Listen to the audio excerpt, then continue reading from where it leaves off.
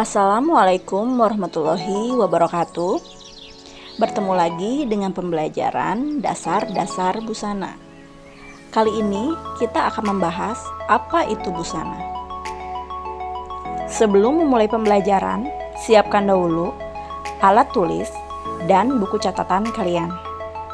Adapun tujuan pembelajaran kita kali ini, yang pertama, peserta didik mampu menjelaskan pengertian busana. Yang kedua, peserta didik mampu menganalisis macam-macam busana. Dan yang ketiga, peserta didik memahami profil teknopreneur, pekerjaan atau profesi dalam bidang busana atau fashion secara mandiri.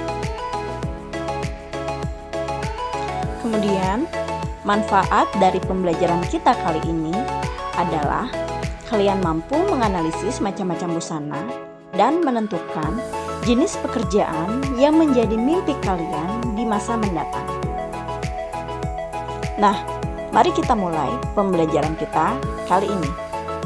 Untuk pengertian busana, busana dalam pengertian luas adalah segala sesuatu yang dipakai mulai dari ujung kepala sampai ujung kaki, yang memberi kenyamanan dan menampilkan keindahan bagi yang memakai.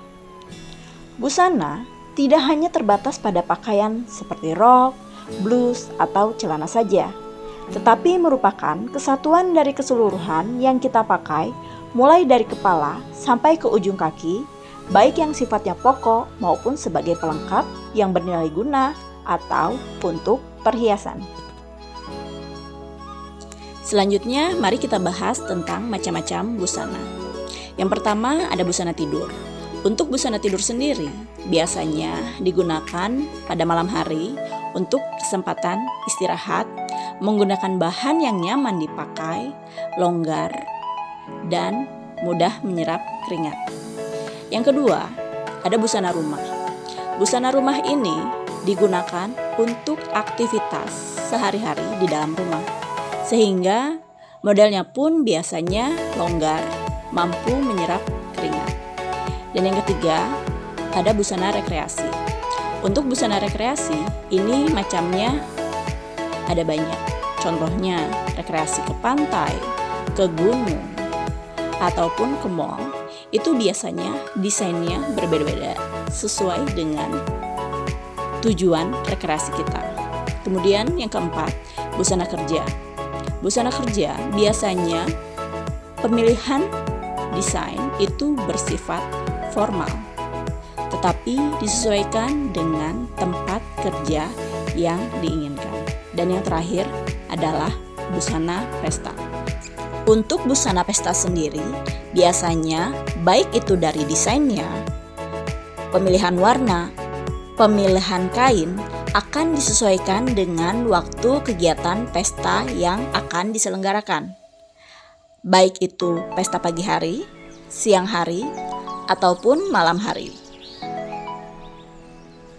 Setelah kalian mempelajari apa itu busana dan macam-macam busana, setelah ini ibu akan memberikan tugas dan tulis jawabannya di buku pelajaran. Yang pertama, jelaskan pengertian dan macam-macam busana yang terdapat di slide sebelumnya.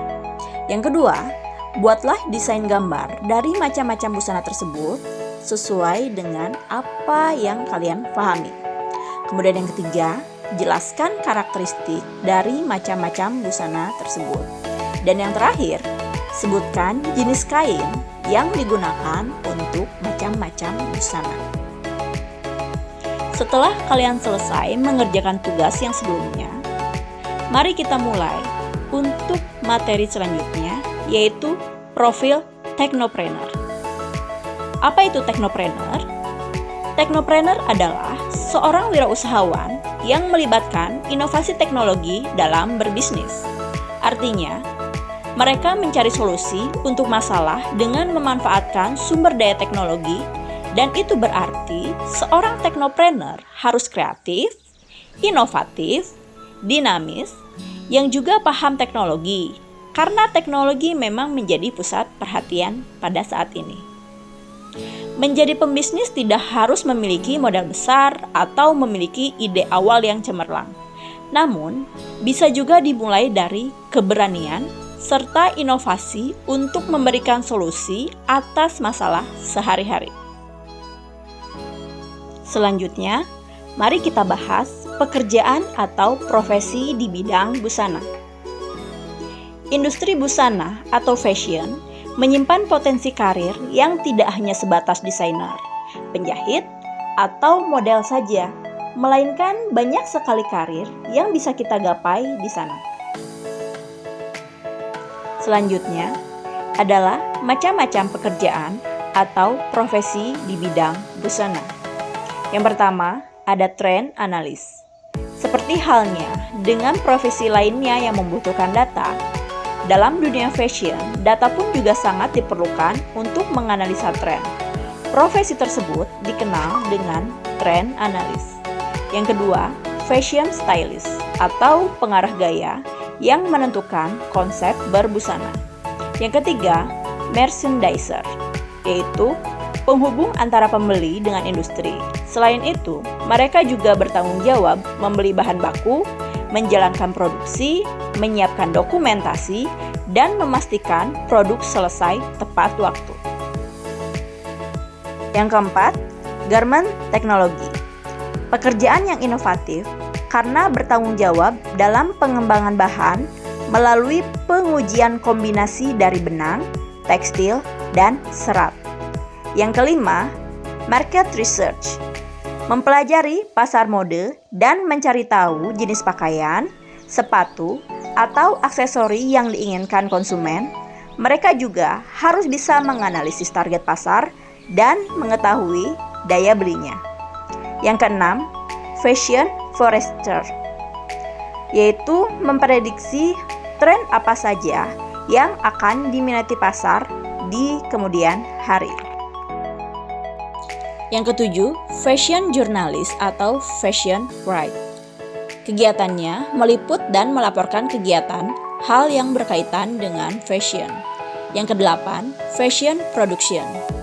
Tugasnya memastikan kualitas serta konsistensi produk secara keseluruhan. Yang kesembilan, creative director. Pemimpin dari suatu tim kreatif yang bertanggung jawab pada image besar dari suatu perusahaan lewat cara-cara yang kreatif. Setelah kalian mempelajari jenis pekerjaan di bidang busana, buatlah di dalam buku catatan kalian, pilihlah salah satu jenis pekerjaan di bidang busana yang kalian minati, jelaskan apa yang kalian pahami tentang profesi tersebut, dan uraikan upaya yang akan kalian lakukan untuk mencapai target tersebut. Terakhir, tugas yang kalian buat bisa difotokan dan dikirim ke nomor WA Ibu di 0852 950 57 957. Batas pengumpulannya sampai pukul 8 malam ini ya.